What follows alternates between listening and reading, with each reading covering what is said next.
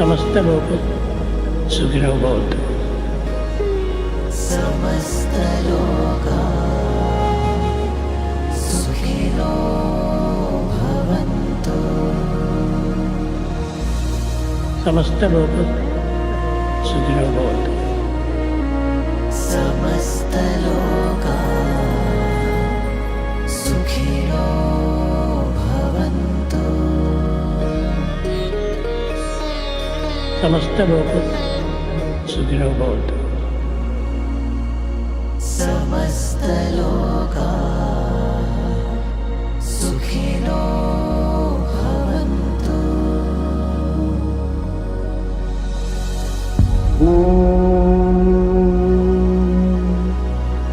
शांति शांति शांति।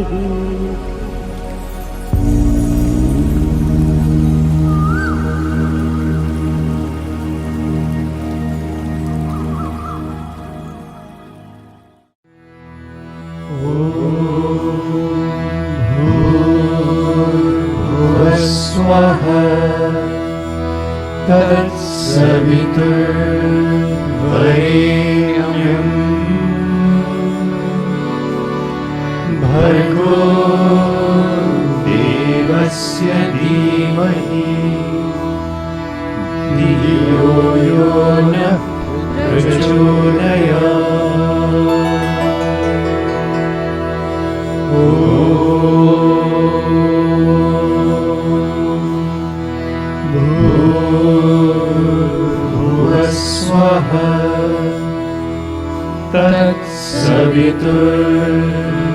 तत्सवितुर्वरेण्यं भर्गो देवस्य धीमहि धियो यो नः प्रचोदयात्।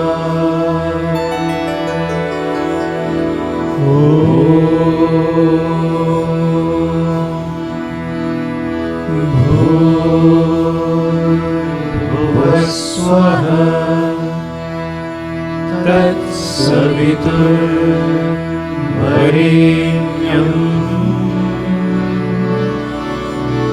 भर्गो देवस्य धीमहि धियो यो नः प्रचोदयात्।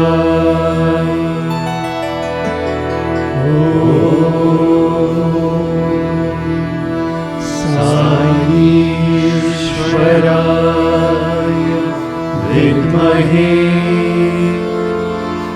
सत्यदेवाय धीमहि तन्नः सर्वः प्रचोदयात्।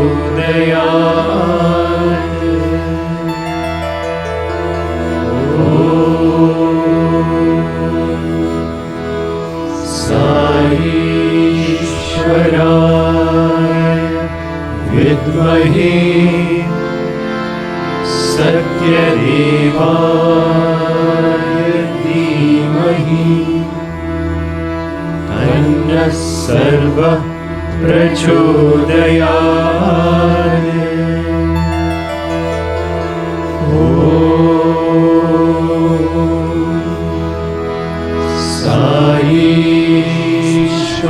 साईश्वराय विद्महे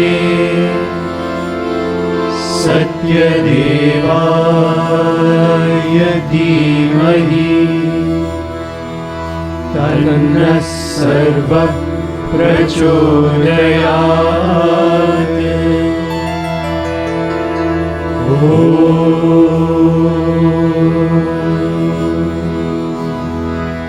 शान्ति शान्ति शान्तिः।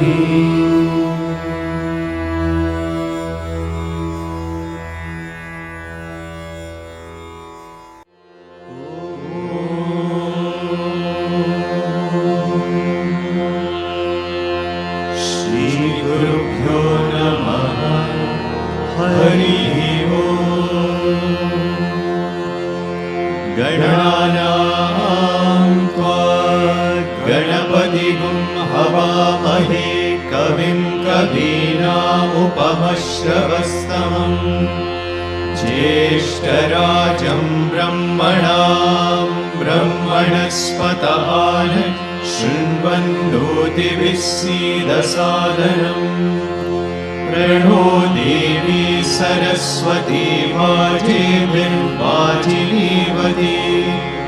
दीनामवित्रयवतु गणेशाय नमः सरस्वत्यै नमः श्रीगुरुभ्यो नमः हरिः ओम्।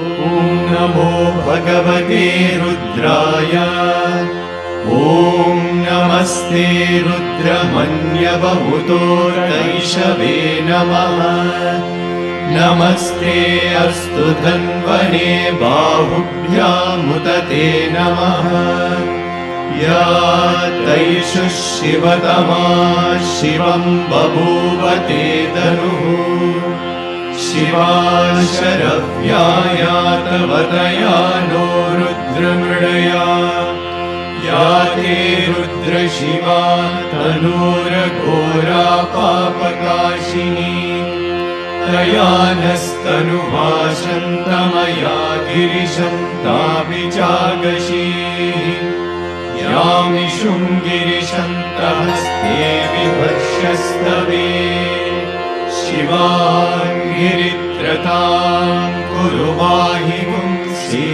पुरुषं जगत् शिवेन वचसा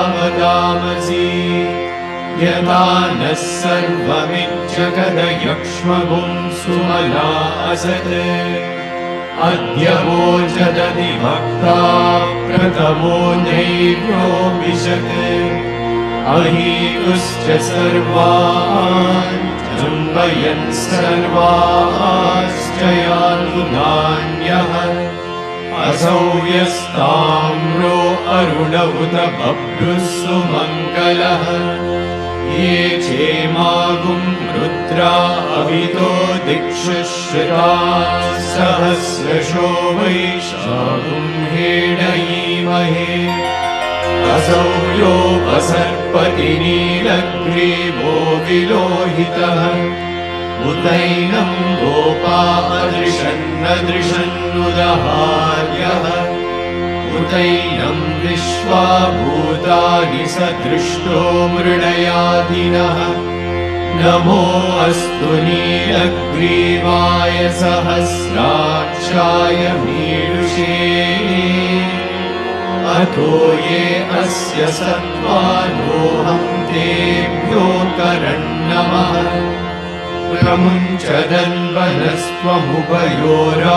प्रमुञ्चदन्वनस्त्वमुभयोराग्नियोज्या याश्च ते हस्तैषवः पराता भगवो वपा अवतत्यदनुस्त्वगुं सहस्रांशशतेषु ते निशीर्य शल्यानां शिवो नः सुमना भवा विज्यं दनुःखपर्दिनो विशल्यो मानवागुम्भुता अनेशन्नस्येषव आमुरस्य निशङ्गतिः या ते हेतिर्मीदुष्टमहस्ते बभूवते गनुः तयास्मान् विश्वतस्त्वमयक्ष्मया परिभुजा नमस्ते अस्त्वायुधायानादकाय कृष्णवे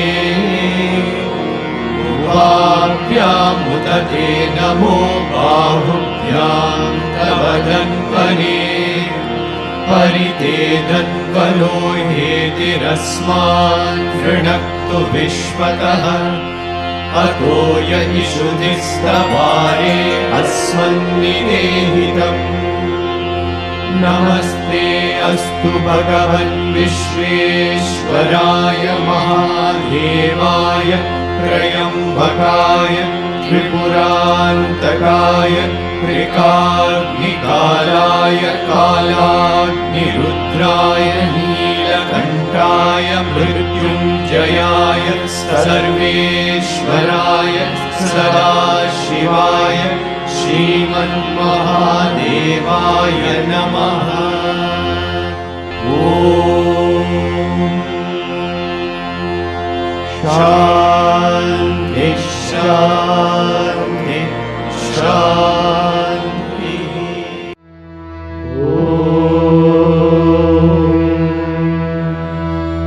त्र्यम्बकं यजामहे सुगन्धिं पुष्टिवर्धनम् उर्वारुकमिव बन्धनान् मृत्योर्मुक्षीयमामृतात्।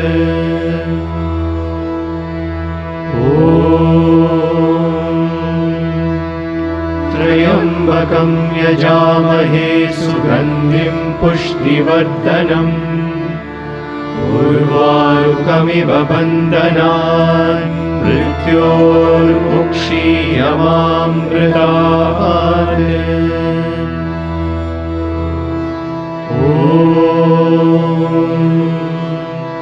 त्र्यम्बकं यजामहे सुगन्धिं पुष्टिवर्धनम् उर्वारुकमिव बन्धनान् मृत्योर्मुक्षीयमामृतात्।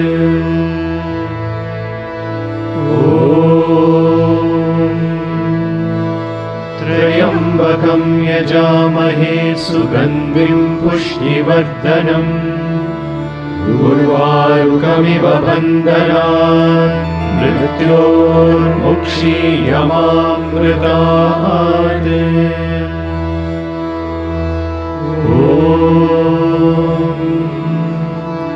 त्र्यम्बकं यजामहे सुगन्धिं पुष्टिवर्धनम् उर्वारुकमिव बन्धनान् मृत्योर्मुक्षीयमामृतात्।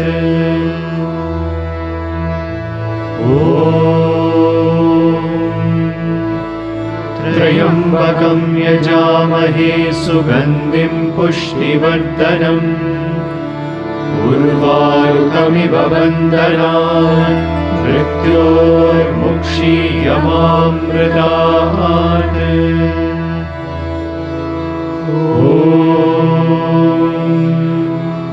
त्र्यम्बकं यजामहे सुगन्धिं पुष्टिवर्धनम् उर्वारुकमिव बन्धनान् मृत्योर्मुक्षीयमामृतात्।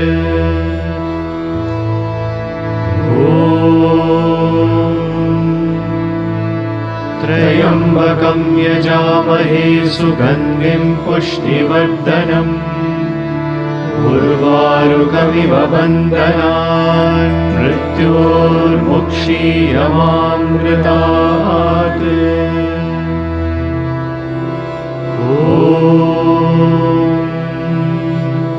त्र्यम्बकं यजामहे सुगन्धिं पुष्टिवर्धनम् उर्वारुकमिव बन्धनान् मृत्योर्मुक्षीयमामृतात्।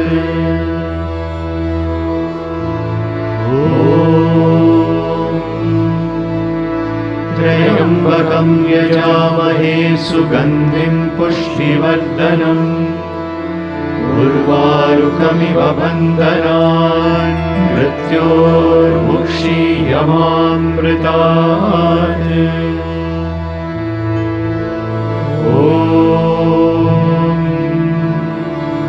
त्र्यम्बकं यजामहे सुगन्धिं पुष्टिवर्धनम् उर्वारुकमिव बन्धनान् मृत्योर्मुक्षीयमामृतात्।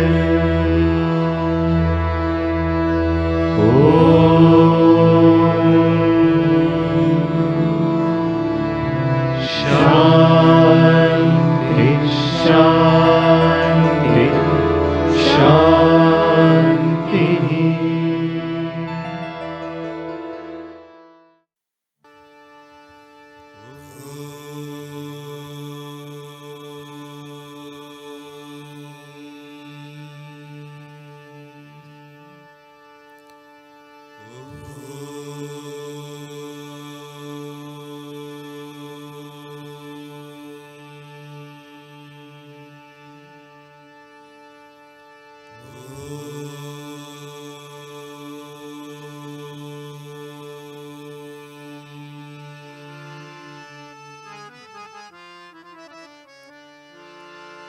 श्री गणपति हरि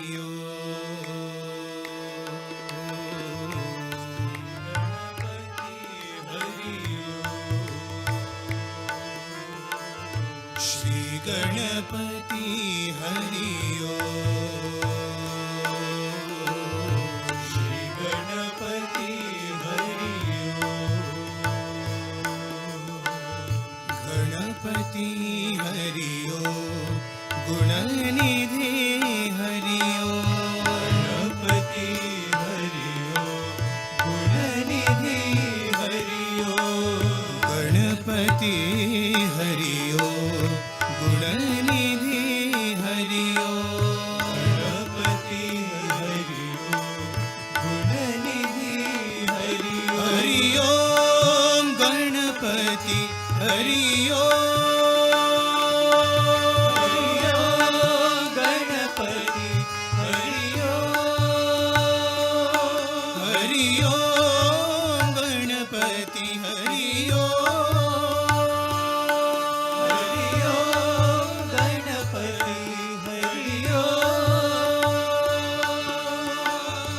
वरदा भयकर आनंददायक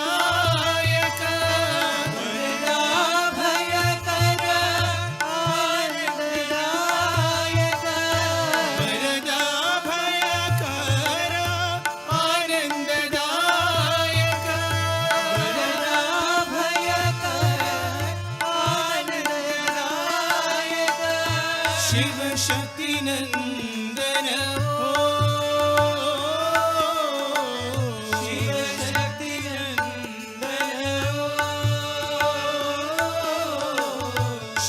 शक्ति नंदन शिव शक्ति नंदन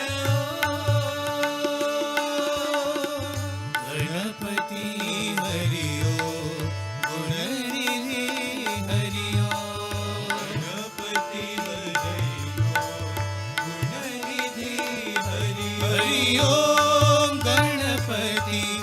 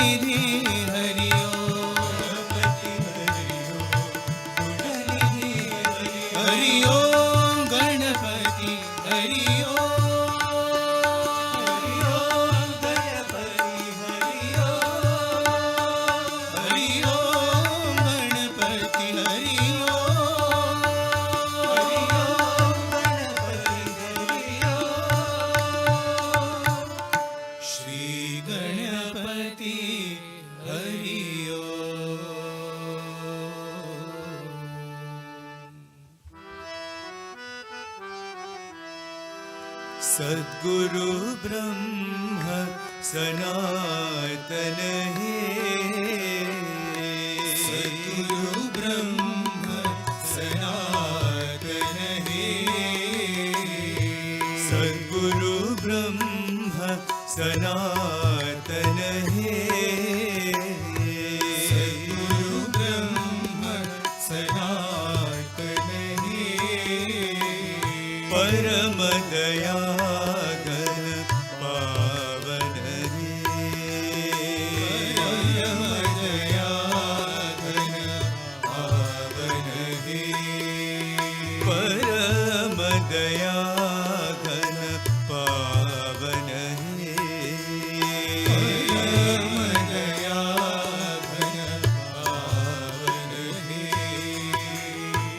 जन्मज दुख विनाशन है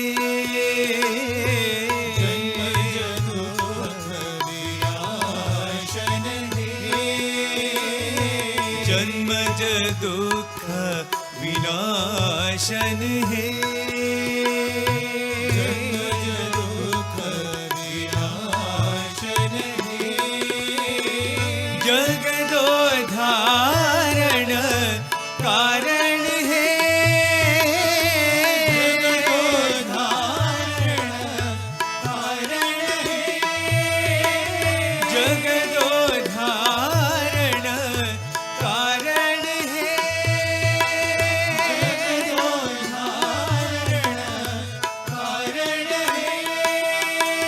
साई कृष्ण जनार्दन है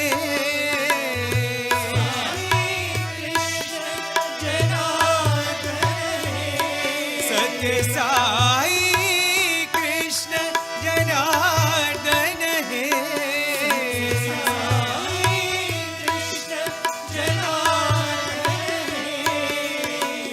भव भय जलधि तारण है भव भय जलधि तारण है भव भय जलधि तारण है भव भय जलधि तारण है सद्गुरु ब्रह्म सनातन है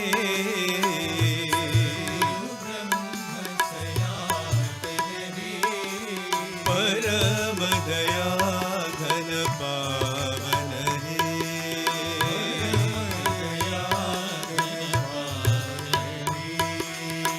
जन्मज दुख विनाशन है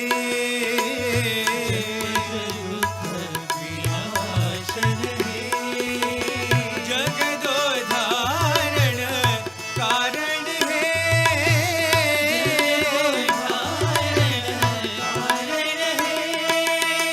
साई कृष्ण जनार्दन है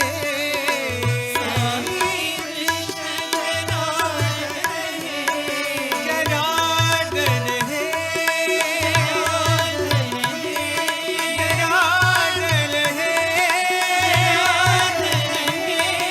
जनार्दन है साई कृष्ण जनार्दन है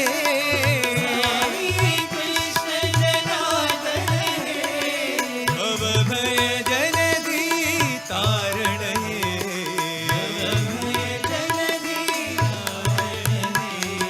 भव भय जलधि तारण है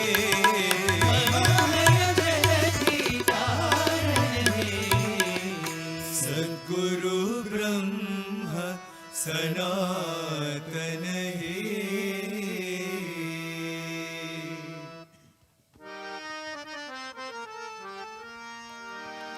अंतर ज्योत जलाओ साई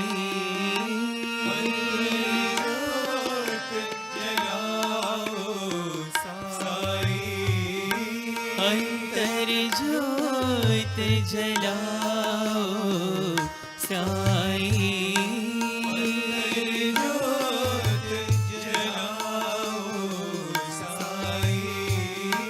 ब्रह्म सनातनि दया करो ब्रह्म सनातनि दया करो ब्रह्म सनातनि दया करो ब्रह्म सनातनि दया करो दया करो हे पूर्ण ज्योतिर्मयी दया करो हे पूर्ण ज्योतिर्मयी दया करो हे पूर्ण ज्योतिर्मयी दया करो हे पूर्ण ज्योतिर्मयी शिव शक्ति मई कृपा करो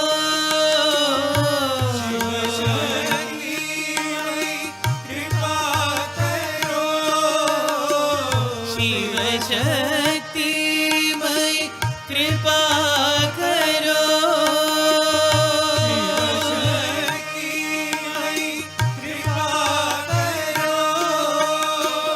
दीन दयामयी पतित पावनी दीन दयामयी पतित पावनी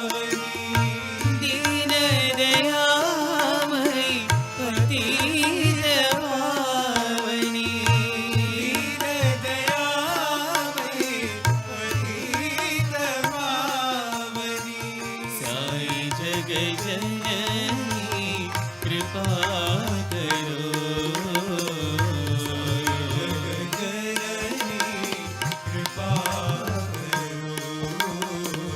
साई जग जननी कृपा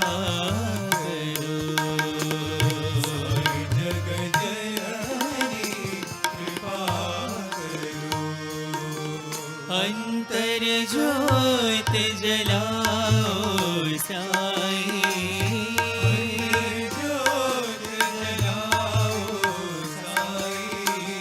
ब्रह्म सनातन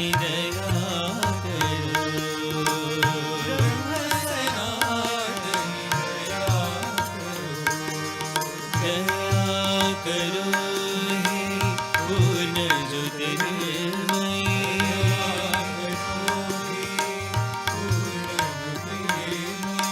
शिव शक्ति मई कृपा करो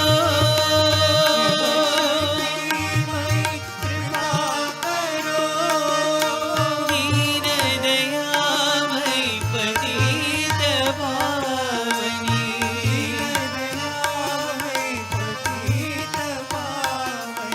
साई जग जननी कृपा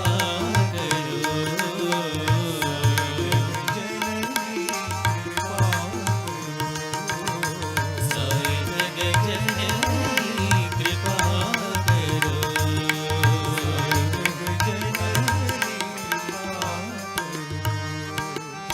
अंतर ज्योत जलाओ साई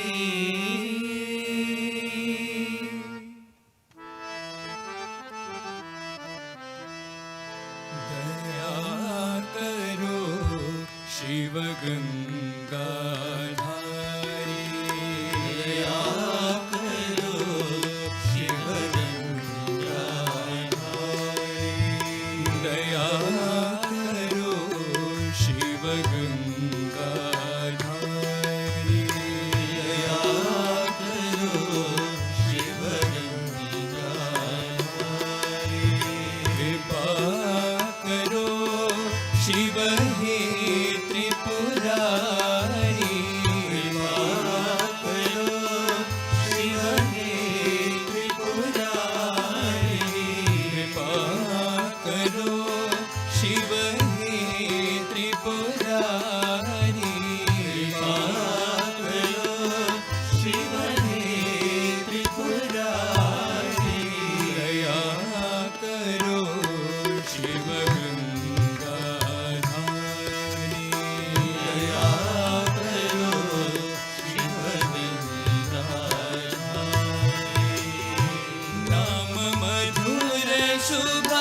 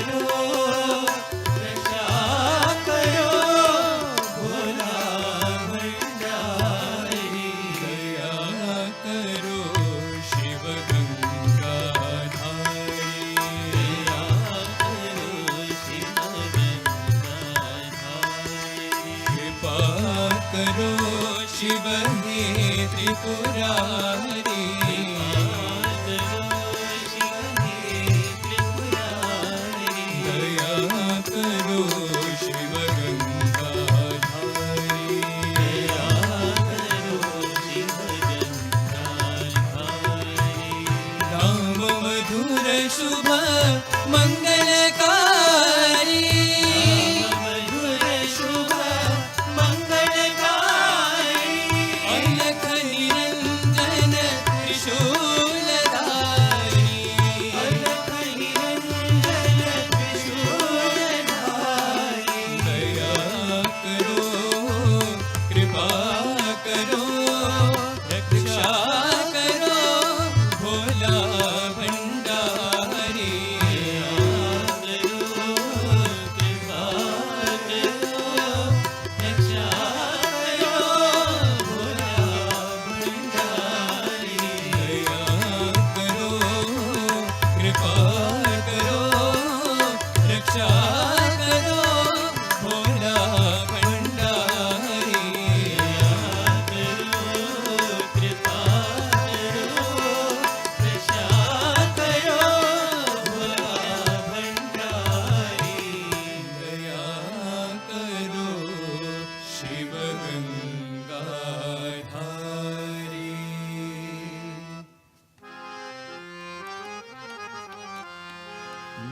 महादेवा महेश्वरा साई नारायण देवा महेश्वरा साई नारायण महादेवा महेश्वरा साई नारायण महादेवा महेश्वरा साई नारायण नटनागरा दुख भंजना साई नारायण नटनागरा दुख भंजना साई नारायण नटनागरा दुख भंजना साई नारायण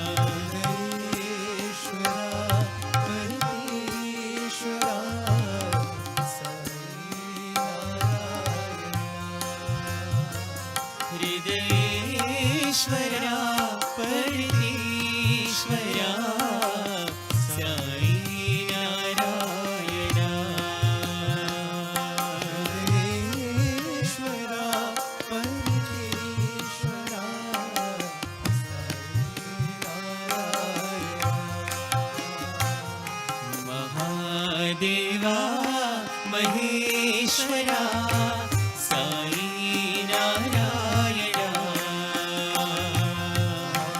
देवा महेश्वरा साई नारायणा नटना गरा दुख भंजना साई नारायणा नटनागरा दुख भंजना साई नारायणा करुणाकरा अखिलेश्वरा साई नारायणा करुणाकरा अखिलेश्वरा साई नारायणा अल्लाहदं महावीरेषु साई नारायणा अल्लाह तुम महावीरेषु साई नारायणा विदईश्वरा पतीश्वरा साई नारायणा हृदयेश्वरा परमेश्वरा साई नारायणा हृदयेश्वरा परमेश्वरा साई नारायणा हृदयेश्वरा परमेश्वरा साई नारायणा महादेवा महेश्वरा साई नारायणा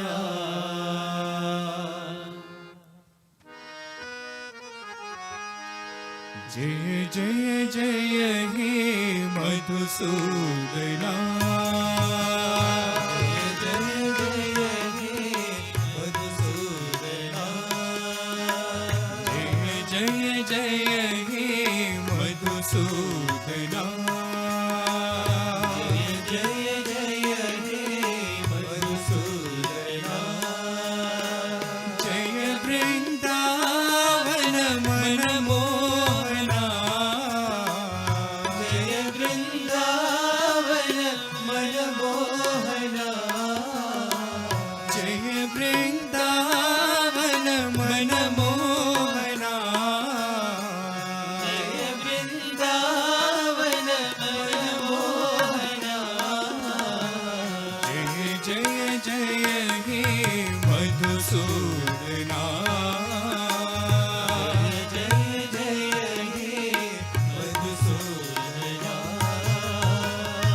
सुंदर साई शिरडी विहारी सुंदर साई पति विहारी सुंदर साई शिरडी बिहारी सुंदर साई पति बिहारी सुंदर साई शिरडी विहारी सुंदर साई पति विहारी सुंदर साई शिरडी बिहारी सुंदर साई पति बिहारी राधे श्याम राधे श्याम राधे श्याम राधे श्याम श्याम राधे श्याम राधे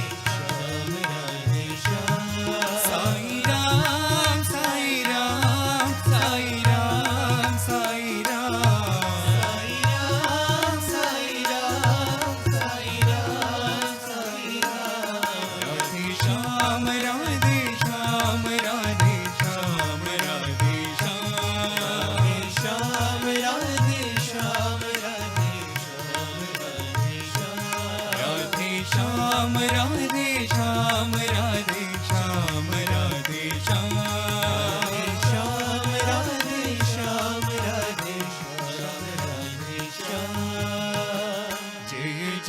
जय हे मधुसूदना जय जय हे मधुसूदना जय वृंदावन मन मोहना जय वृंदावन मन मोहना जय जय जय हे मधुसूदना जय जय हे मधुसूदना सुंदर साई शिरडी बिहारी सुंदर साई पति बिहारी सुंदर साई शिरडी बिहारी सुंदर साई पति बिहारी राधे श्याम राधे श्याम राधे श्याम राधे श्याम श्याम राधे श्याम राधे श्याम राधे श्याम साई राम साई राम साई राम साई राम साई राम साई राम साई राम साई राम राधे श्याम राधे श्याम राधे श्याम राधे श्याम श्याम राधे श्याम राधे श्याम राधे श्याम राधे श्याम राधे श्याम राधे श्याम राधे श्याम श्याम राधे श्याम राधे श्याम राधे श्याम जय जय जय हे मधुसूदना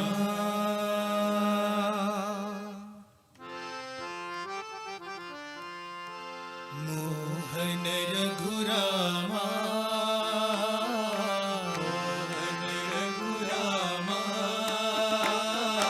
मोहन रघुरामा मोहन रघुरामा अति सुंदर श्री रामा अति सुंदर श्री रामा अति सुंदर श्री रामा अति सुंदर श्री रामा मारुति सेवित रामा मारुति सेवित रामा मारुति सेवित रामा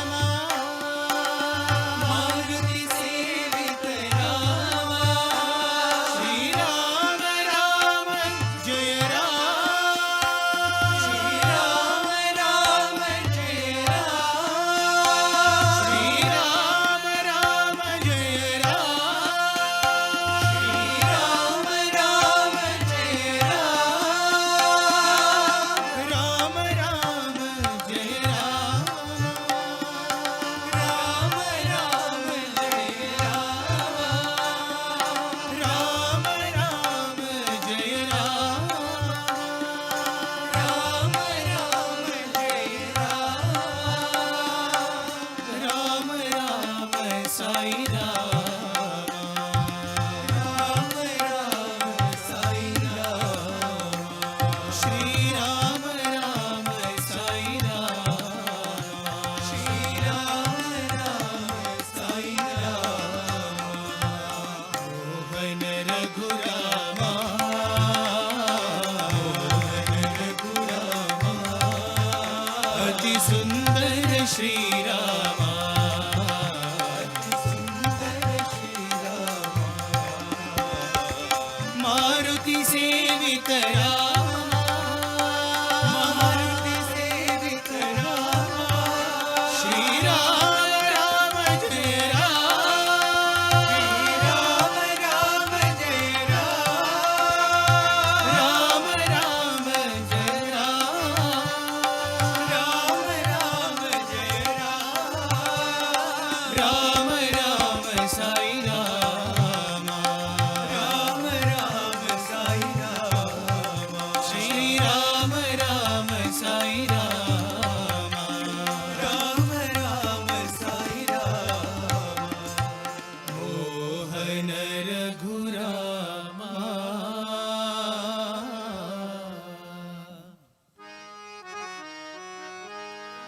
साई है जीवन, जीवन सत्य साई है जीवन, जीवन सत्य साई।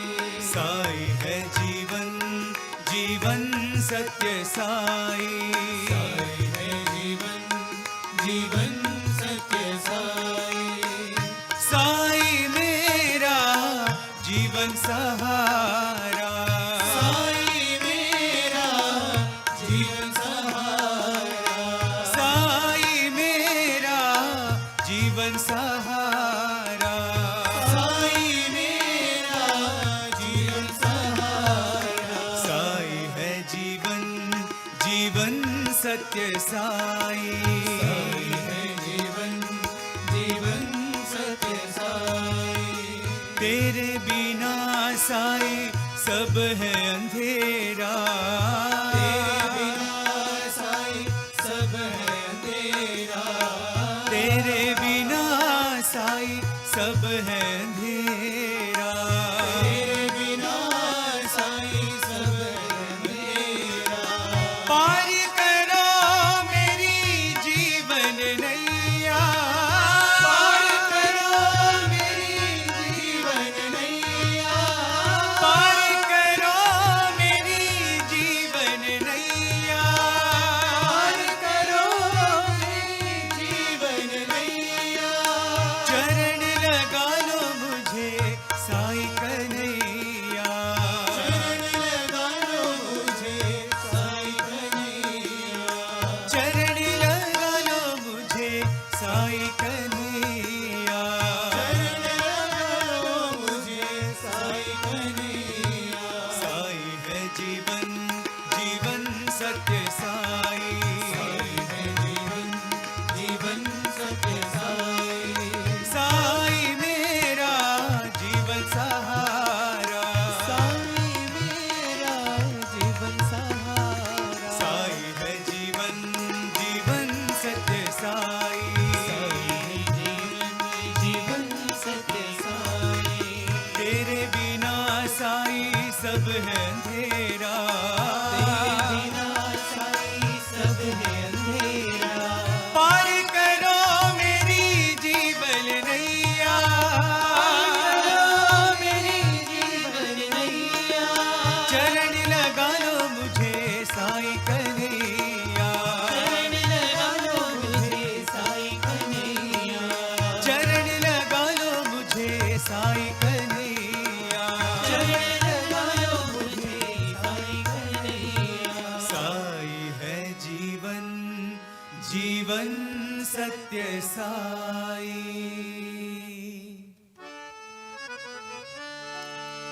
त्रिपुरारी शिव शंकरा,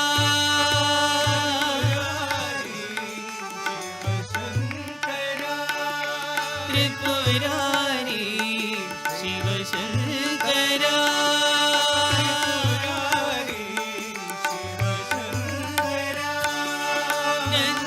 नंदीवाहना नागाभरणा,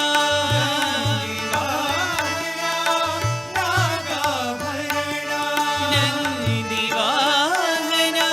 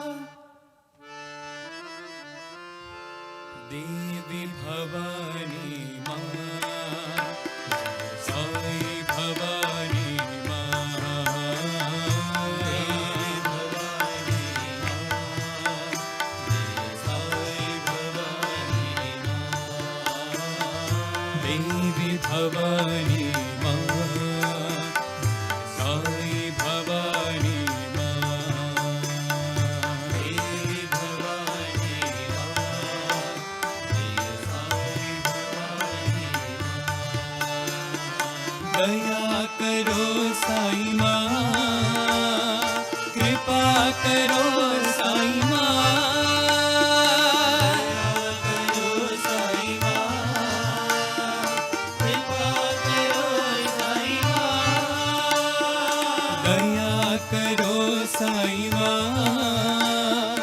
कृपा करो साईं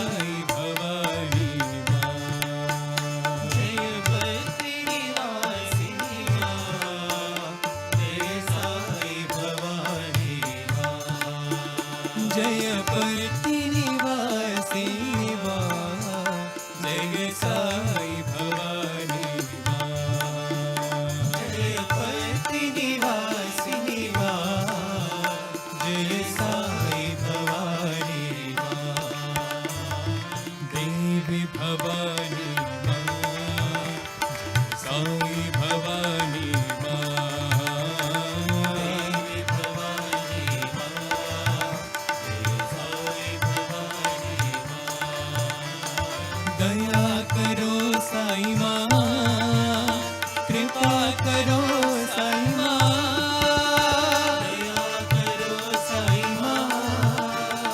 कृपा करो साईं जय मां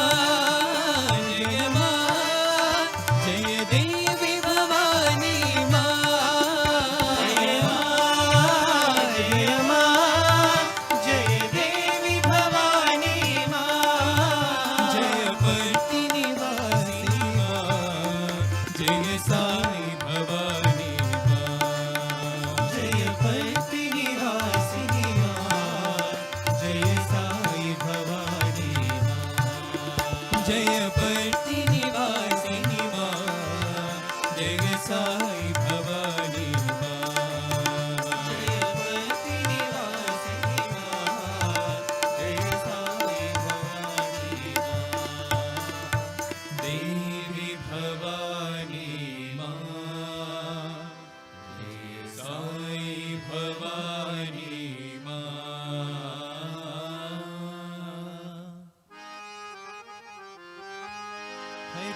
हरिनारायण हरिनारायण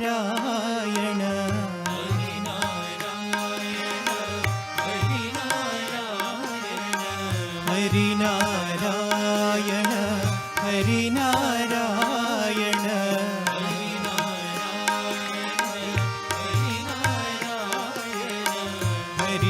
हरिनारायण साई नारायण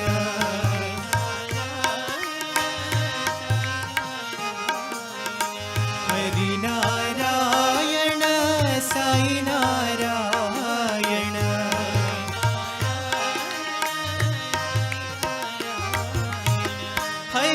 हरिनारायण हरिनारायण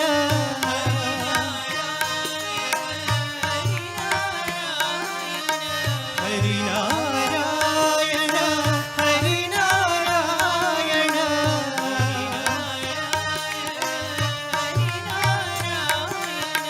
जय Harinarayan Narayan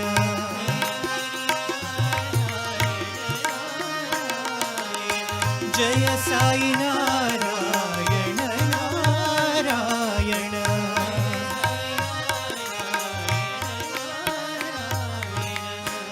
Harinarayan Harinarayan Harinarayan Sai Narayan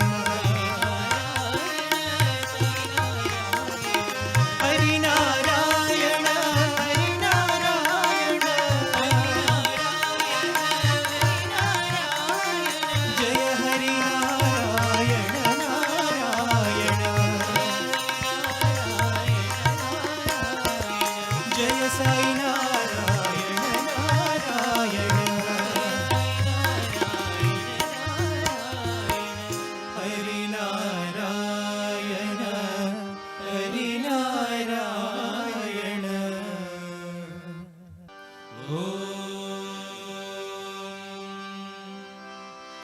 Shanti, Shanti, Shanti.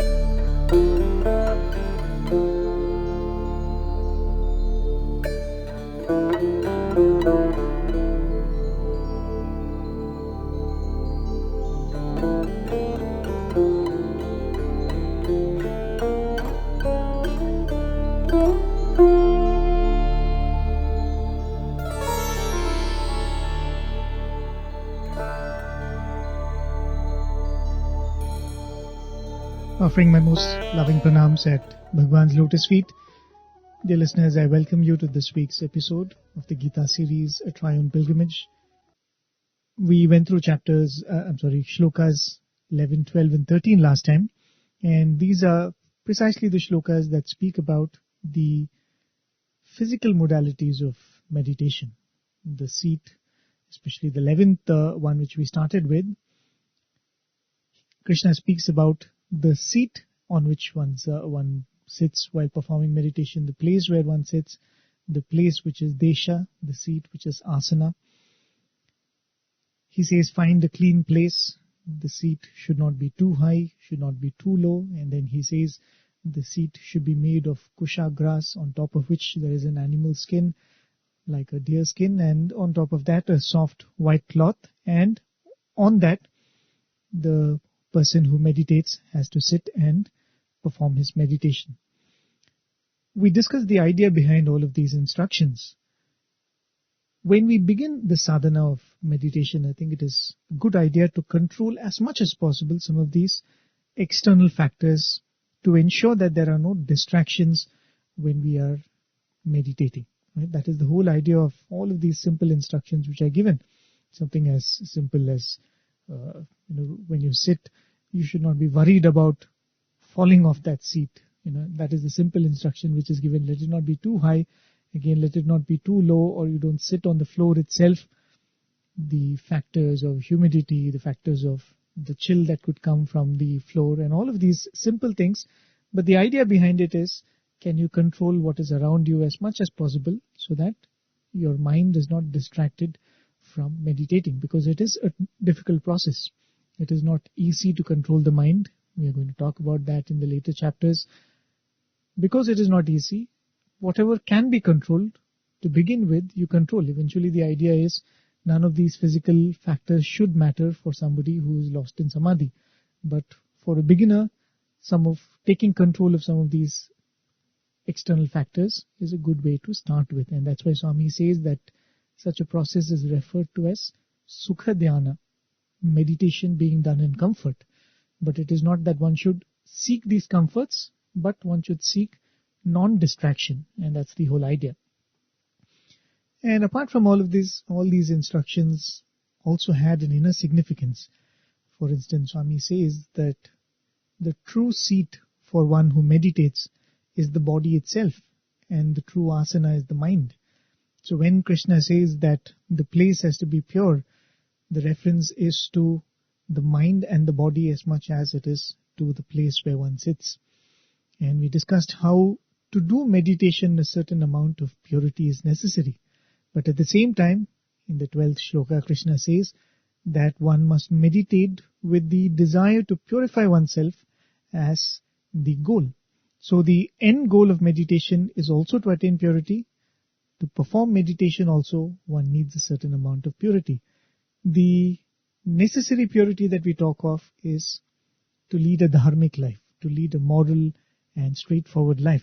And the purity that is aimed at, one wants to achieve, is the purity from raga and dvesha, which eventually will lead to the sublimation of doership and ahankara, and we've spoken about all of that in the 3rd and 4th chapter. The other obvious goal of meditation is to attain ekagrata, or one-pointedness.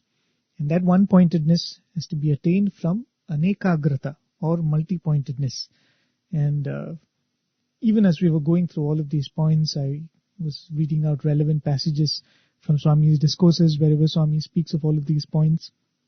If any of you have missed, I think, and you're interested in meditation especially, I think it would be a good idea to go back and listen to some of them, because many discourses Swami has spoken about it.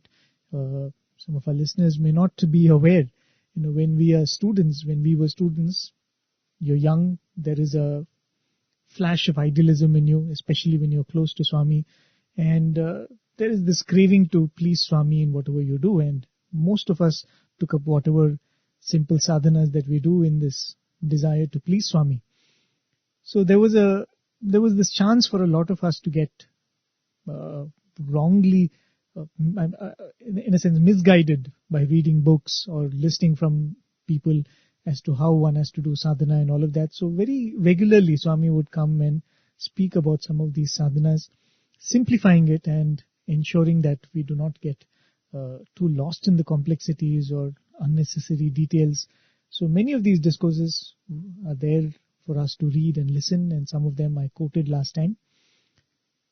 Coming back to the summary of what we did last week, the 13th verse, Krishna speaks about the asana.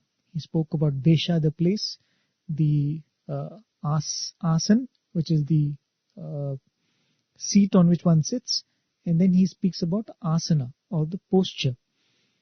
We also went through other discourses where Swami gives a few more tips as to how one must sit, the Padmasana, how one must sit in, hands, what position they have to be in. I'll not repeat all of that.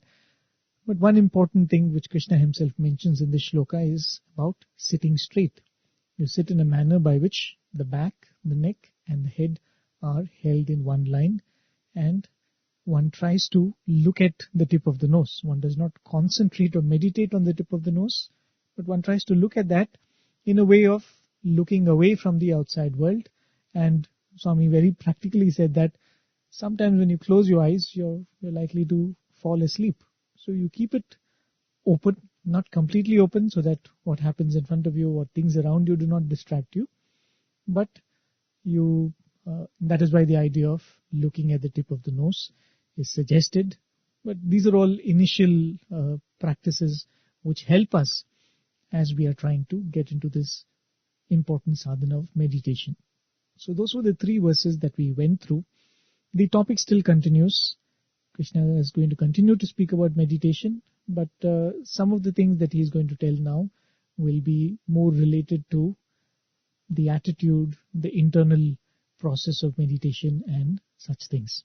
So we listen to the next verse, that is verse number 14.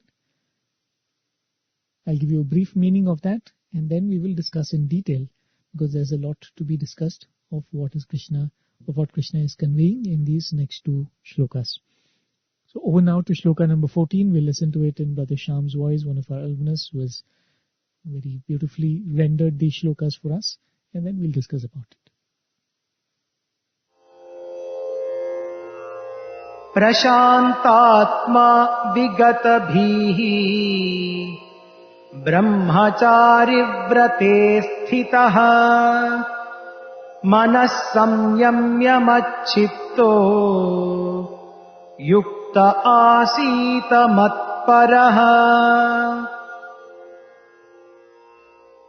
Being calm-minded, fearless, firm in the vow of celibacy, controlling the mind completely, let the master of yoga remain, fixing one's mind in me and having me alone as the supreme goal. So that is the 14th verse of the 6th chapter. Till now we spoke about the physical setting for meditation, where to sit, on what to sit, how to sit. Predominantly, this was what has been discussed in the past 2-3 verses, as I just summarized before I played that shloka. In this shloka, Krishna speaks more about the internal state. Because at the end of the day, meditation is not about posture and having an incense stick or what mat you're sitting on and how beautifully your altar is decorated. It is about what happens within, what happens inside. That is why earlier Krishna had said, spirituality is a very secretive path, where you are your own friend and you are your own enemy. So what happens inside is most important when we talk about meditation. As we saw, even when Krishna spoke about cleanliness of the place, Swami had made it a point to mention that inner cleanliness is so important. So if it so happens that you don't have a kusha grass mat or a deer skin, you can still do meditation, right? So if you listen to this discourse and this explanation and say that, oh, I don't have a deer skin at home, I don't have kusha grass, can I still meditate? Yes, you can still meditate, but some of the points that are being mentioned here are more important than the seat that was described. On the other hand, let us say that if you ask me, there's a person who's bedridden or paralyzed, and that person cannot sit straight and cannot sit on the floor. Can he or she meditate? What do you think will be my answer? The answer will be, of course, they can meditate, right? Because finally, if you're talking about meditation, what is most critical for meditation is not what is outside, what is inside. The inner instruments is what we are trying to control through this process of meditation, purify through this process of meditation. So what is required is so much what is inside than what is outside. And as we saw last week, even when we talk about what is outside and maintaining the balance in what is outside, it is only with the view that the mind must not be distracted or be drawn into other thoughts, right? A few shlokas later, Krishna is going to give a few more pointers about what sort of a lifestyle one has to maintain. This is only about the period of meditation, but generally what kind of a lifestyle one has to maintain if one has to be able to meditate. I think that is going to come later. We might take it up next week maybe. But everything is only a means of maintaining the controllable factors outside, as I mentioned in the summary, to ensure that meditation is facilitated. So what must we do when we meditate? We've done all of this, we have set everything, we have sat down, but what must we meditate upon? Before we go into the shloka itself, let us once remind ourselves of the whole idea behind this process of meditation again. The Karma Yogi is to set aside some time every day, and Swami says it should be the same time every day, so that one can refocus the mind on the goal that he has laid his eyes upon. So when we begin on this journey, what we are doing during this period of meditation, what we are during this period of meditation, who we are during this period of meditation, will be a little different from who we are otherwise, how we behave otherwise, right? So when I'm sitting for meditation, I might look like a very calm person, I might look a very serene and self-satisfied person, but the rest of the day I might be agitated, I might be very ambitious. Being ambitious is not wrong, but in a way a very rajasic person, right? So it might look contradictory, it might look hypocritical, but I think it is quite natural that what you are during your meditation in the beginning will be different from what you are otherwise, and that is how it is meant to be. But the goal is the person I am while I'm meditating should penetrate or permeate into the person I am through the other parts of the day, till a point where there is no difference between the meditating me and the non-meditating me, right? That is the whole idea. The mental state that you have during meditation or samadhi, you are supposed to have that throughout your day or throughout your waking hours, and that's the whole idea. So Krishna says in this shloka, Prashantatma, a person of serenity, a person of peace. So Krishna is referring to the meditator as a Prashantatma. suggesting that to be calm is the primary step. I can't be sitting in meditation and be agitated. Again, we are only talking about the period of meditation, those 10 minutes or 20 minutes or half an hour that you set aside to meditate every day. So when Krishna refers to the meditator as Prashantatma, he says the primary step is, while sitting for meditation, sit with a calm mind. And that is the reason Swami also suggests that you choose the early hours of the morning. We have spoken about this when we discussed the hostel schedule in Swami's hostels, and also when one of the listeners had asked me this question about the importance of praying early in the morning during one of the Answering Booth programs. One of the reasons that Swami gives is that the early morning hours from 4 a.m. to 8 a.m., Swami says those are Sattvic hours. Just like how certain activities can be categorized as Sattvic, certain food items can be categorized as Sattvic, certain kind of behavioral traits can be categorized as Sattvic, even the day can be broken up into Sattvic, Rajasic and Tamasic hours. And in that, Swami says, morning 4 to 8 are considered Sattvic hours, and they also overlap with what we refer to as the Brahma Muhurtam. The Brahma Muhurtam actually starts around 3 o'clock, but there is a good overlap between the Sattvic hours, which is 4 to 8, and the Brahma Muhurtam period. Swami says it is most conducive for such prayer sessions and sadhana. So if we are looking for a time when we can be naturally a Prashantatma, the early morning hours is the best option that is available to us.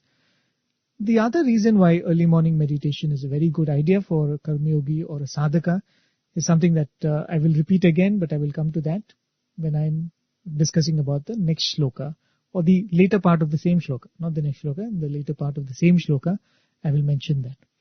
For now, here Krishna says, Prashantatma Vigata Bihi. One must be peaceful and Vigata Bihi, free of fear. Then he also says, Brahmachari Vrate Sthitaha, being firm in the vow of Brahmacharya. Let us first talk about this instruction of sitting without fear. When you're meditating, you should not have fear. Vigata Bihi. I can understand if Krishna instructs overcoming sleep is important, because that happens when I try to meditate. I can relate to that instruction. If he says try not to let the thoughts go astray, that is also understandable and relatable, because that happens to all of us all the time. Why Vigata Bihi? Without fear. I feel this can be explained in two ways. Again, from the historical context, maybe it is a suggestion that don't sit in such a place where there may be other dangers to your life. If you're sitting in the forest, the fear of wild animals probably.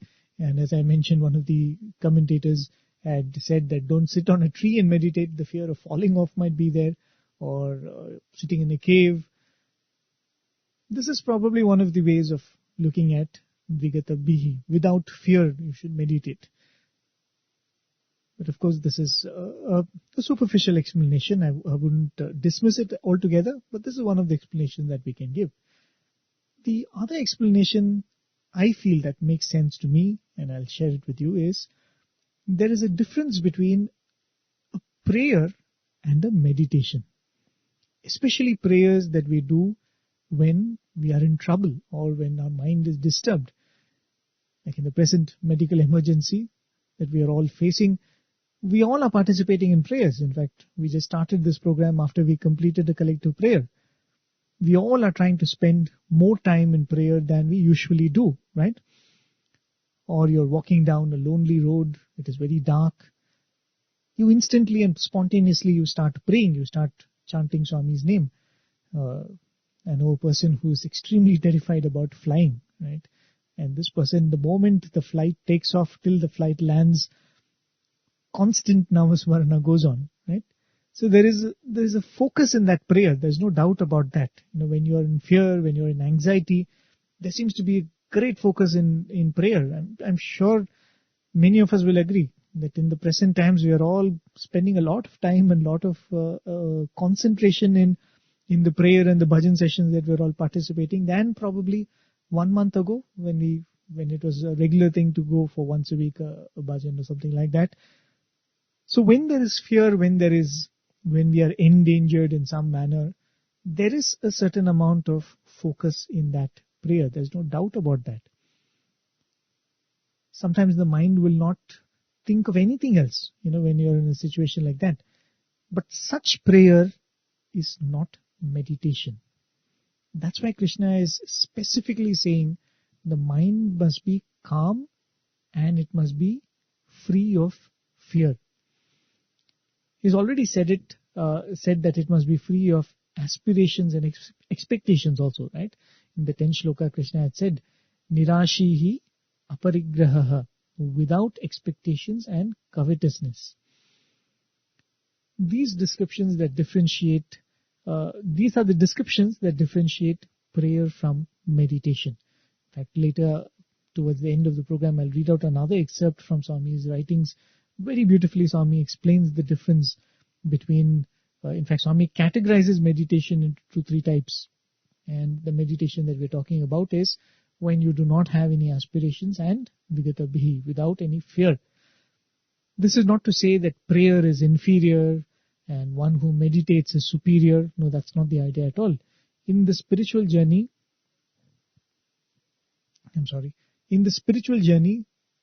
prayer has a certain role, meditation has a separate role, right? There is no mixing of the two. These are all techniques and tools that we use in the spiritual journey. When in fear, chanting God's name has a certain utility, has a certain way in which it works on our mind. But we are just stating that what Krishna is describing as meditation here is meant for a different purpose in the spiritual path, and it is different from prayer that is uttered in a certain anxiety, with a certain fear or with a certain expectation. Going on, Krishna then specifically mentions Brahmachari vrate stitaha, being firm in the vow of Brahmacharya. I think we all know what is the vow of Brahmacharya. The first thought that always occurs to us when we say Brahmacharya is celibacy and continence, which is not wrong. Definitely Brahmacharya has a very strong relation to continence. So is Krishna saying that to practice meditation, one must necessarily be celibate, one must necessarily be a bachelor? Only brahmacharis can practice meditation? Is that what Krishna is hinting here? Personally, I highly doubt so. Brahmacharya also refers to one of the ashramas in life, right? We say brahmacharya, grihastha, vanaprastha and sannyasa. So brahmacharya is also one of the ashramas of life. If we want to really understand what Krishna means here when he says brahmachari vrate stitaha, with the vow of brahmacharya, you must sit down and meditate. We can probably look at this ashrama of brahmacharya and see what is there that we can learn from that period that we all have come through, right? And see whether there are any pointers we can pick from there. If you really look at this period, when we were students, it is actually a period of immense privilege in our life, except for those people who had a very, very tough childhood growing up, when they could not freely go to school or they had to support their family in some manner. There are always some examples of that who had a very, very difficult childhood growing up. But for most of us, I think the student period in our life, what we refer to as brahmacharya, or the childhood and the young adult period before we get into the grihastha phase, is a period of immense privilege. Though we crib and cry about it so much when we are students and teenagers, we don't have freedom, we can't do this, I can't come at whatever time I want, I can't eat what I want. However much we crib and complain, it is a period where we lead the most carefree life in our entire lifetime. That's the period when we are not necessarily directly responsible for anyone other than ourselves, right? Most of the time we are only responsible for ourselves. We don't have the need to take care of somebody. We don't have the need to feed somebody, earn for somebody, work for somebody. I'm saying again, it's just a average. There are some people who had to start working very early in life. I'm not talking about such a period, but generally, if someone has led this, who's following this brahmacharya, grihastha, and so on and so forth, you can say that this period when they are students, when they're going to school, when they're going to college, your parents are feeding you, your parents are clothing you, everything, all your needs are taken care of. It's a period of privilege. And ideally speaking, that is the time when, without any constraints, we have the opportunity to pursue knowledge and learning. That is why Swami would define brahmacharya for us a little differently. It's not merely being a bachelor. In fact, I'll just read out a few lines from a discourse that Swami gave on 23rd of April 1988. And Swami says, and I quote, he says, in fact, the entire discourse is labeled as brahmacharya itself. Swami says, brahmacharya means leading a life of pure thoughts, pure actions, and pure aspirations. Unfortunately today, people tend to regard brahmacharya as living somehow in an unmarried state. The term brahmacharya carries within it its sacred import. Brahmacharya means whatever thoughts we entertain, whatever actions we perform, whatever enterprises we undertake, they should all be filled with the consciousness of Brahman, the supreme omnipresent divine.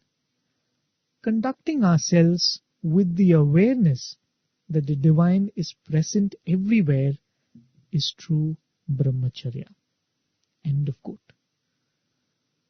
So clearly Swami says, one point that Swami makes it categorically clear is, just because you're not married, just because you're a student and you're not earning your own livelihood, it doesn't make you a brahmachari. So true brahmacharya is to be in pure thoughts, to be occupied with thoughts of God. Now the kind of life that we all are living, right? We have our commitments to work, we have commitments at home, we have our own preoccupations with life in general, our entertainment and our social media and everything. To be able to be a brahmacharya the way Swami has described is actually a luxury, especially when you have to feed a family, especially when you have to earn and work, right? Swami would say that the moment you go into your office, a certain amount of your freedom is gone, because the kartavyam that you have, which is the duty that you have, puts a certain curbing on your freedom. Similarly, when you go to your house, there is a certain way you have to speak with members of your family, so you lose a certain bit of your freedom, right? So the moment you are supposed to feed somebody, the moment you are responsible for somebody, that takes away a little bit of freedom from you to be able to practice some of these things that Swami speaks about. That is why the student phase that we all have lived through is a period of luxury, and a period in which we could have freely practiced idealism. Whether we did it or not, I think that each one of us are the ones who can vouch for that. But it is a period, if we had chosen to pursue idealism, if we had chosen to pursue true learning, the way Swami says, Brahma Vidya, no period other than that is suitable for, without any worry, without any thoughts, that you can practice that. And even in the past, when you talk about a brahmachari is supposed to be somebody who lives in the Gurukula, where he doesn't have to worry about food, he's fed, and even if there's an extension of the brahmachari period, he's supposed to receive alms from the society. Again, it is the society that is supporting his learning in that manner. So when Krishna speaks about brahmacharya during meditation, I feel it is this state of mind where you can, without any desire, without any thoughts of commitments, the complex relationships and responsibilities, without all of these pulling and dragging your thoughts, you can give yourself up to thoughts of Brahman. It is very easy to have such ideals at that age when there are not too many challenges, right? If you're not worried about completing a project tomorrow, and of course, schools and colleges also have their own things, but I'm telling about that's a different kind of a responsibility. Those of us who have been students and now who are householders, we know the difference between the two. I think most of you agree with me in saying that when we look back in our student phase, we can relate to how easily we could pursue idealism, right? And that's why that phase of brahmacharya is supposed to be, don't think about how you will implement some of these learnings that you are being taught. When you're being told that you should always be dharmic, you should always follow dharma, you should always speak the truth. All of these get challenged when you get into the phase of a grihastha. But in the brahmacharya phase, don't worry about all of that. Just take in all of this idealism, right? So it is very easy to follow these idealisms when we are in that brahmachari phase. So when Krishna says, with the vow of brahmacharya, meditate, the point that is being conveyed, at least what I understand, is that Krishna is saying, for those few moments of the day, those few minutes that you sit down for meditation, can you go back to that brahmachari phase where you're able to focus on Brahman, focus on the truth, focus on these lessons that we're all speaking about, and be lost in that without thinking, everything is divine and I am the Atman, the body doesn't need to be nourished, I'm not this body, oh my God, but what will I do about my food the next day? Don't give yourself to any of those thoughts. Imagine yourself to be a brahmachari who is supported by the society, who is taken care of by Lord through these many people. That is the kind of a free mental state which Krishna is suggesting, with which one should sit down. Eventually, one should become a nitya brahmachari, right? One may have 100 responsibilities and commitments around, but the mind is ever steady and constant in Brahman. One becomes the sthita prajna. That is the state of a nitya brahmachari. But before that, as we've been saying, that idea is practiced in these few minutes a day when we sit down for meditation. Having said that, continence or celibacy also has a very good and important role in the spiritual journey. So when Krishna speaks about following the brahmachari vratam, brahmachari vrate sthitaha, we must consider that also. But that must be considered as a kind of a lifestyle that one has to follow. I think a couple of months back, I had played a talk on this very segment on brahmacharya, right, where I had spoken extensively about what Swami says about this brahmachari lifestyle. And Swami makes it very clear that there is a certain brahmacharya that one can follow even in the householder's stage, right? It is a disciplined lifestyle based on certain mental attitudes that we must develop. I'll not repeat all of those here again, then we will never finish the shloka. In case any of you are interested, you can go back and look for that talk. I think I had named it Brahmacharya, the Royal Path. In case you're finding trouble locating it, do send me a mail. I'll send you the link. I collected all what Swami has said about Brahmacharya in that particular talk. Coming back to the shloka, then Krishna says, Manaha samyamya, controlling the mind. Till now Krishna was using the phrase Atma Samyama, which means controlling oneself, controlling the body and the mind. Since here in this shloka the reference is only to the internal state, I think Krishna specifically mentions Manaha Samyamya, control the mind. What he says next is quite important and interesting. He says, Matchitto yukta asit matparaha. Yukta, the yogi or the aspirant, here the one who is trying to meditate, asit, should sit, more generally, should be steadily focused. And then Krishna says, Matchitto matparaha. As we generally say on the show, Krishna now speaks or has shifted to the Ishvara mode, where he now starts speaking as the Supreme Lord himself. He says, Matchitto matparaha. the sadhaka must focus on me and as me as the supreme goal. I think the instructions here are very, very clear. People do meditation for many, many purposes, and it serves many purposes too. If you meditate regularly, you will find that if you're a student, you get better at your studies. If you're a surgeon, you will find that you're becoming, if you meditate, you're very calm. You're able to focus more on the job that you're doing. If you're a stockbroker, if you're a businessman, you will find that meditation helps you calm your mind and take better decisions. So meditation serves many purposes, but meditation must be done with only one goal, and that is the ultimate goal. And Krishna is saying, as me as the goal, you must meditate as me as the goal, not so that I become a better musician, I become a better businessman, I become a better CA, doctor, or whatever is your profession. Meditation should have as its purpose me, Krishna says.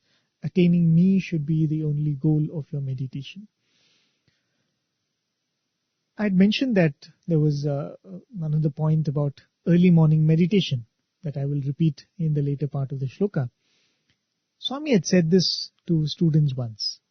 Swami had said, the sadhana that you do during the day, be it seva, japam, bhajans, or whatever is it that you do during the day, it is like depositing money in a current account. Right? Swami said, even as you keep doing all the sadhana, it is like money adding up in that current account. As and when you need grace, Swami said that he will use whatever has been accumulated in that current account to come and protect you, come and save you, come and give you the necessary assistance. But then Swami said, but the grace that is earned by early morning prayers, what we refer to as doing in Brahma Muhurta or in that Sattvic period from 4 to 8, Swami said, whatever sadhana is done in that period, the grace that is accumulated through that, Swami said, it is like putting money in FD. You can't keep withdrawing from that. Swami said, that money or that grace, I will not use it for the problems that you face during the day. Swami said that early morning prayers, the grace that is earned through that will be used only for one's spiritual benefit, only for long-term spiritual benefit. So when we choose the early morning time for meditation, it takes care of many of the points that Krishna is making when he's talking about meditation. It can ensure that we are alone. Of course, given that others at home don't wake up so early, otherwise there'll again be a crowd in the puja room. But predominantly by waking up a little early in the early in the morning, we can ensure that we can be a little alone compared to the other periods of the day. And it's an hour when the mind is naturally calm, and when meditation is done for the supreme purpose of reaching God, mat paraha, it makes much sense to choose that early morning time. As Swami said, whatever is done during that time is used only for this final goal. Before we go to the next shloka, just a word about mat chitto. What Krishna says, focus on me. Attaining me should be the goal, and I should be the dhyaya. I should be the one you meditate upon too. Krishna clearly states, think of me and have reaching me as your goal. There are a lot of techniques where people meditate upon objects. People meditate upon some mantras. Some mantras are just like some syllables, right? When we were in school, we were taught certain kind of meditation where the teacher would just give you a syllable and say that meditate upon this. I think Krishna is making it very clear that meditating on God, on Brahman, is the best form of meditation. He says, meditate upon me. And this can also be interpreted as meditate upon one's own divine nature. Because when Krishna says me and you, the essence is the same. We are divine as the Lord, as divine as Swami, as divine as Krishna, right? So when I sit and contemplate on God as the supreme, be it Krishna, Rama or Swami, I am contemplating not on the form necessarily, but on the divine nature. And that nature is our true nature as well. So we can say meditating on God or on the divine principle that permeates this whole creation is the best meditation that one can do, and that is what is being suggested by Krishna here. We'll go to the next shloka, which is also a general one on about how meditation has to be done. Few points that I wanted to mention as part of this shloka. Also, I will push it to after this, listening to the next shloka. So we'll listen to the next shloka, the 15th shloka. I'll give you a brief meaning. We'll discuss about that, and probably we'll conclude with that for this week. युञ्जन्नेवं सदात्मानम् योगी नियतमानसः शान्तिं निर्वाणपरमाम् मत्संस्थामधिगच्छति. Thus, always keeping the mind balanced, the yogi with the mind controlled attains to the peace abiding in me, which culminates in liberation. So that's the 15th shloka. As I had mentioned, what one is supposed to experience and is trying to practice in this period of meditation must eventually become the norm, right? It must become one's nature, and that is the purpose of meditation itself. But before we get to that, I would like to emphasize a little more on a point that Krishna made in the previous shloka and then continue from there. Why is it important? A couple of things that he said: to meditate without fear, and to meditate on the Lord, and to meditate as the Lord as the final goal. In Swami's Dhyana Vahini, Swami speaks about 3 types of dhyana, 3 types of meditation, and what Krishna speaks of here as the most ideal way of meditation for a karma yogi, for a sadhaka, for you and me, which is the best type, is what Swami speaks of first. I will read out that entire excerpt from the 2nd chapter. It's a fairly large passage, but it is self-explanatory, and Swami so very beautifully has related that point, so I thought it's best to read it out. It's also a way by which we can listen to Swami's words directly. So Swami says, again the reference, 2nd chapter of Dhyana Vahini, the 3 types of meditation, and I quote: there are 3 ways by which aspirants try to enter the path of meditation. The path of truth, Sattvika Marga, the path of passion and emotion, Rajasika Marga, and the path of ignorance, Tamasika Marga. First, the pure, serene, sattvic path. On this path, one considers repetition of the name and meditation as a duty and suffers any amount of trouble for its sake. One is fully convinced that all this is just an illusion, so one does only good under all conditions and at all times. One desires only the good of all and is always loving towards all. One spends time uninterruptedly in the remembrance and meditation of the Lord. One does not crave even the fruit of repeating the name and meditation. One leaves it all to the Lord. The second, the passionate, restless Rajasic Marga. Here, one craves the fruit of one's act at every step. If the fruit is not available, then gradually laxity and disgust overpowers the spiritual aspirant, and the repetition of the name and meditation slowly dry up. The third, the ignorant or tamasic path. This path is even worse. The Lord will come into the memory only in times of danger or acute suffering, or when one is the victim of loss or pain. At such times, such a person prays and vows to arrange this worship or puja, offer this particular food or build this kind of a temple to the Lord. One will be calculating the quantity of food placed before the Lord, the tribute offered at his feet, the number of prostrations performed, and the number of times the shrine was circled. And And after having done all this, one asks for the proportionate reward. For those who adopt this attitude in meditation, the mind and intellect can never be pure. Most people now follow only the passionate, restless, rajasic and dull, ignorant, tamasic path in repeating the divine name and meditation. However, the very intention of repeating the divine name and meditation is to purify the mind and the intellect. In order to achieve this, the first path is best, the sattvic meditation. When the mind and the intellect become pure, they will shine with the splendor of the understanding of the Atma. End of quote.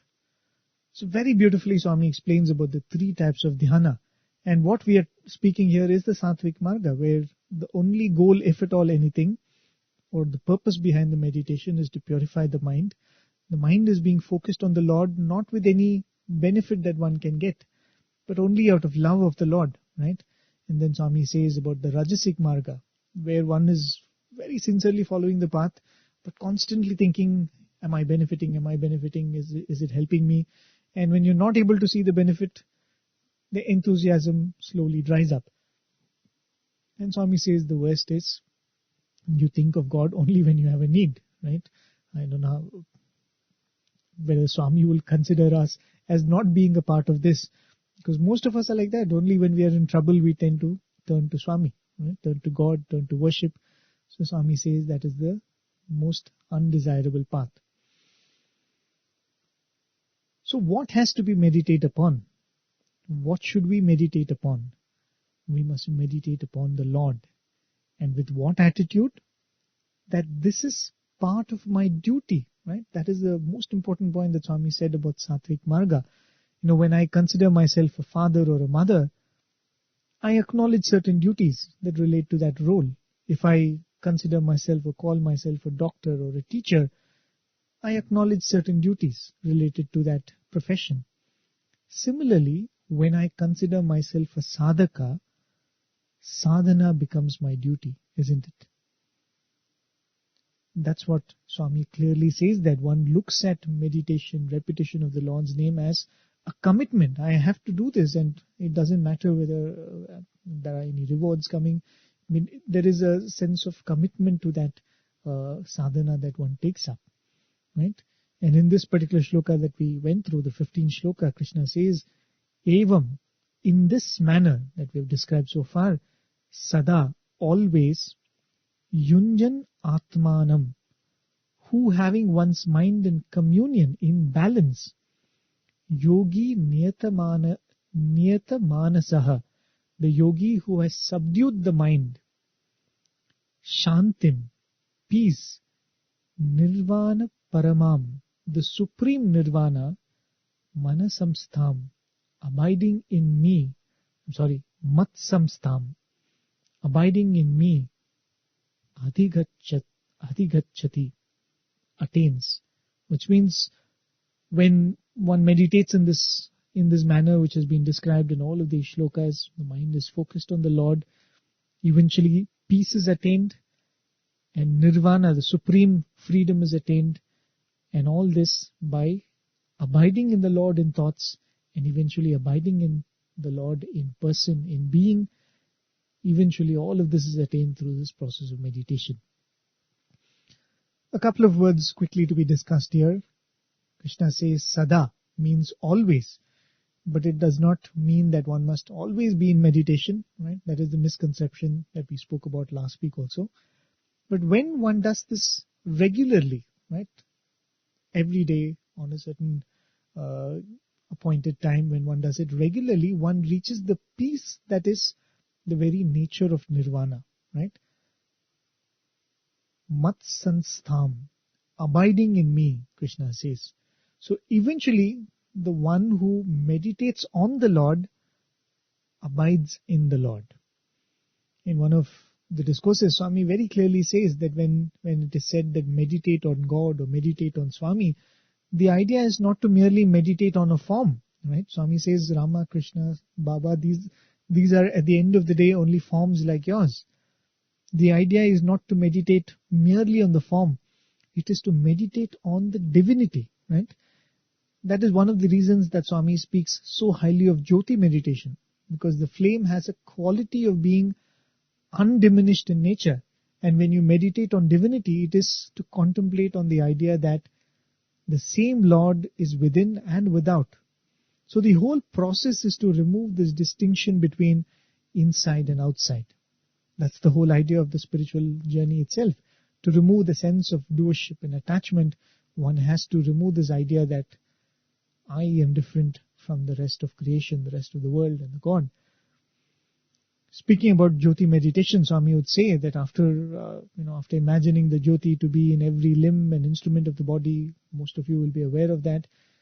Swami says that eventually you have to sense that the Jyoti is in every individual that you interact with.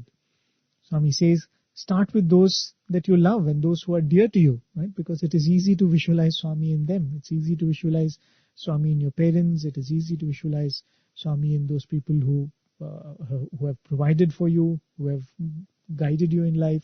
So start with them. Then he says, slowly imagine that the same divine light is in those that trouble you, those you are not particularly fond of. Then start visualizing that Jyoti in everyone, even those whom you might not know personally, right? So Swami says that this expansion step in Jyoti meditation is very important. Like it's the most critical step. You should not stop with thinking that Swami is within me or Swami is in my heart. To be honest, between you and me, this is easy to do while you're meditating, right? To think of Swami, to think that Swami is in that neighbor who's troubling me, or that senior at work who's being nasty to me, or this colleague who's being very crooked in his interaction with me. Even to think of it in meditation, it needs a little bit of calmness of mind, right? But still, it is easier to think of it during meditation than when we are physically interacting with that person who's being unpleasant to us. But the whole idea is to practice it through meditation and let this attitude and understanding percolate into everyday activity even as we are going through that. Maybe I'll conclude today's session with a very beautiful episode that was once narrated by one of Swami's devotees. It's a very beautiful episode. This particular devotee, after he came to Swami, he wanted to somehow settle in Parthi, and he wanted to take up a job which Swami would offer him, and he said, whatever Swami asks me to do, I'll take it up, but please don't send me away, Swami. I want to be here, I want to be with you, spend the rest of my days with you. He was a young gentleman, but of course Swami had other plans for him, but Swami did not tell him no straight away. Swami told him, no, you go back, you're well educated, I will create a good position for you, and then I will call you, and all of that. So in that interview, when Swami was saying this devotee looked at Swami and said, Swami, but I cannot live without you anymore. Don't send me back. It is becoming impossible for me to live without you there, back wherever he came from. And Swami looked at him and said, why do you think that I am not without you? Why do you think that you are without me? Then Swami did something very sweet. Swami bent down, gently touched his head and said, I am in your head. Touching his eyes, Swami said, I am in your eyes. Touching his ears, Swami said, I am in your ears. Similarly, he went on, I am in your nose. I am in your mouth. Swami touched his lip. Swami placed his hand on his chest, and Swami said, I am in your heart. I am in your feet. Swami touched his legs and said, literally Swami was doing a guided Jyoti meditation for this gentleman who was sitting in front of Swami. And then Swami said, I am there everywhere. I am all around you. And Swami told him, by contemplating on this truth, that I am everywhere, I am in every aspect or every limb of your body and in everyone around in the same manner, by contemplating on this truth, this way, Swami said, you can experience me being with you all the time. So this session got over. This was in the interview. The next day, the same devotee was sitting for darshan and waiting for Swami to come. So he thought, okay, be waiting here why not meditate upon what Swami told me the previous day? So he closed his eyes, he started thinking that Swami is everywhere, Swami is all around, Swami is omniscient, omnipresent all the time. In the process, this person went into such a deep meditation that he completely lost track of what was happening around. The darshan music started, Swami came out, Swami started giving darshan, he was moving around amongst the devotees in the ladies' side, then came to the gents' side, but this person had no clue because he was so lost in that deep contemplation of his. Finally, Swami came close to where he was sitting, and Swami very gently placed his hand on this person's head. And that's when this person woke up.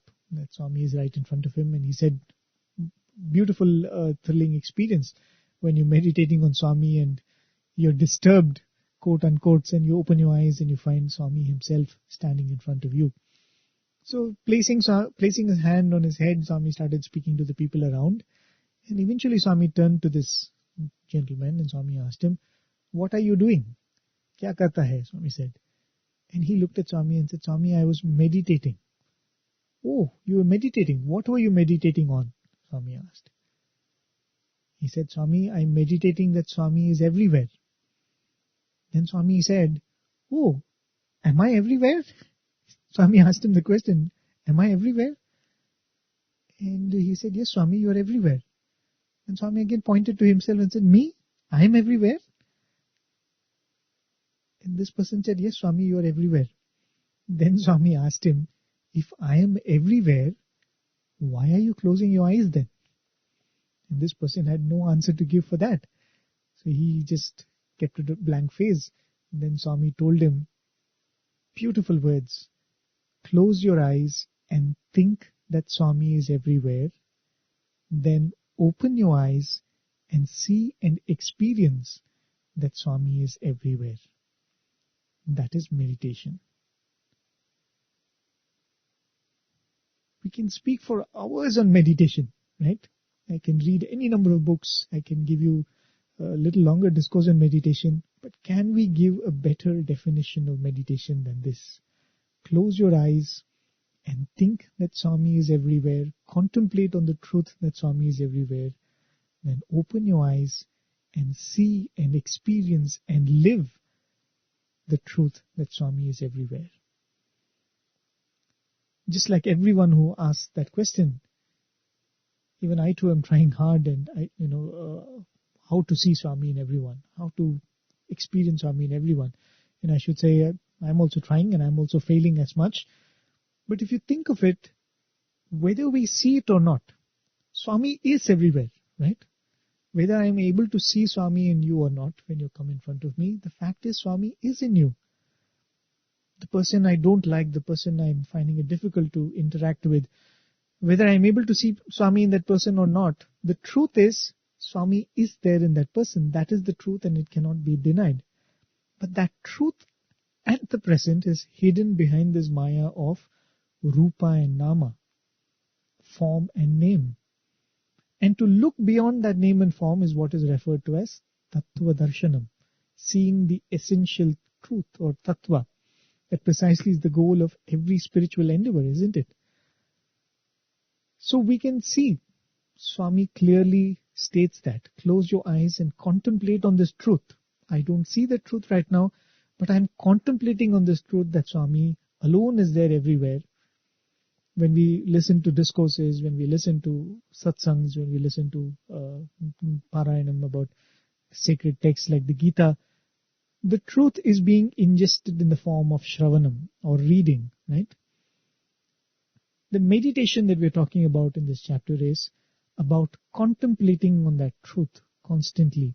It is easier to do that when your eyes are shut, when you're sitting early in the morning, when your mind is calm, when you're not disturbed by anything. It is easier to visualize this truth that God is everywhere. And slowly we try to live in that thought that Swami is everywhere in everyone.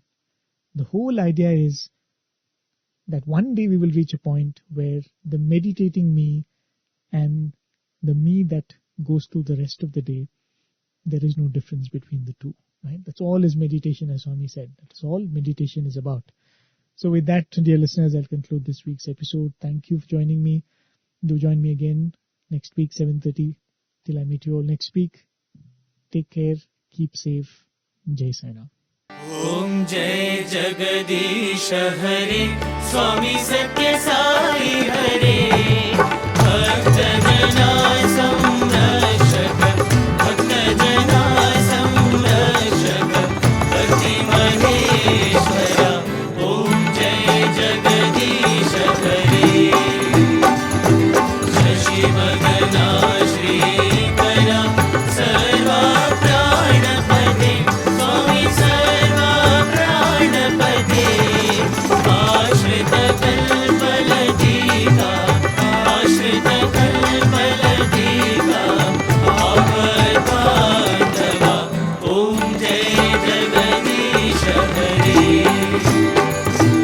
मातापिता गुरुदैवं पर्यन्तयो नीवे स्वामी पर्यन्तयो नीवे नाद ब्रह्म जगन्नाथ नाद ब्रह्म जगन्नाथ नागेन्द्राश्रयणा ॐ जय जगदीश हरे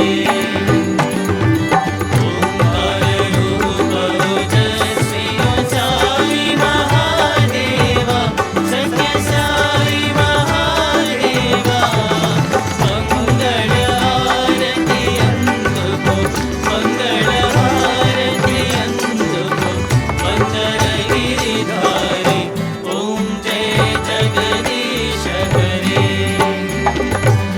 नारायण नारायण ओम सत्य नारायण नारायण नारायण नारायण नारायण ओम सत्य नारायण नारायण सत्य नारायण नारायण ओम जय सद्गुरुदेवा नारायण नारायण ओम सत्य नारायण नारायण नारायण नारायण नारायण ओम सत्य नारायण नारायण सत्य नारायण नारायण ओम जय सद्गुरुदेवा नारायण नारायण ओम सत्य नारायण नारायण नारायण नारायण नारायण ओम सत्य नारायण नारायण सत्य नारायण नारायण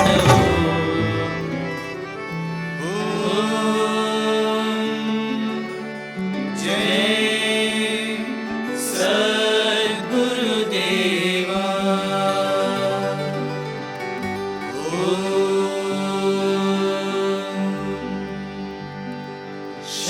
शांति शांति शांति समस्त लोका सुखिनो भवन्तु समस्त लोका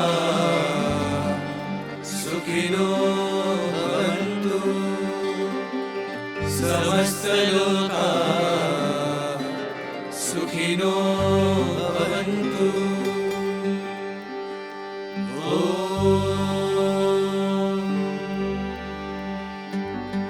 शांति शांति शांति जय बोलो भगवान श्री सत्य साई बाबा जी की जय।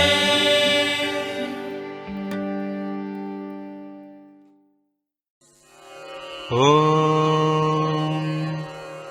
साईश्वराय विद्महे सत्यदेवाय धीमहि तन्नः सर्वप्रचोदयात्।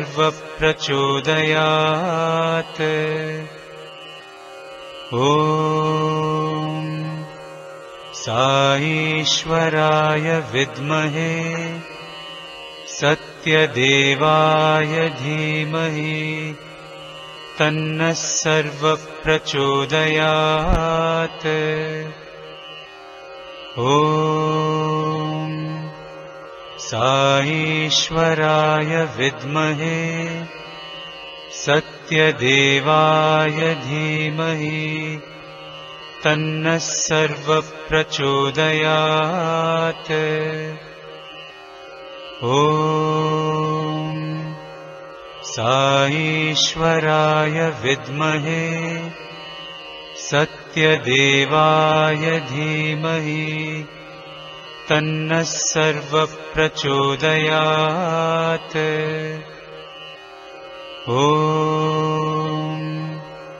साईश्वराय विद्महे सत्यदेवाय धीमहि तन्नः सर्वप्रचोदयात्। ॐ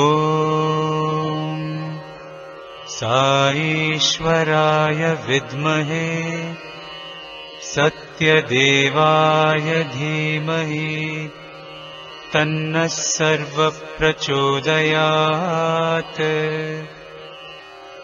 ॐ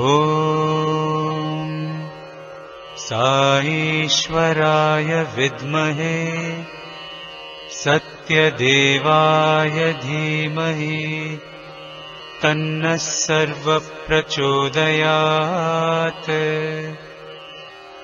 ॐ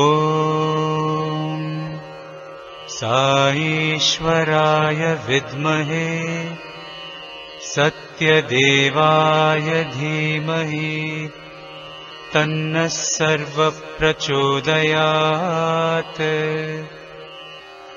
ॐ साईश्वराय विद्महे सत्यदेवाय धीमहि तन्नः सर्वप्रचोदयात्। ॐ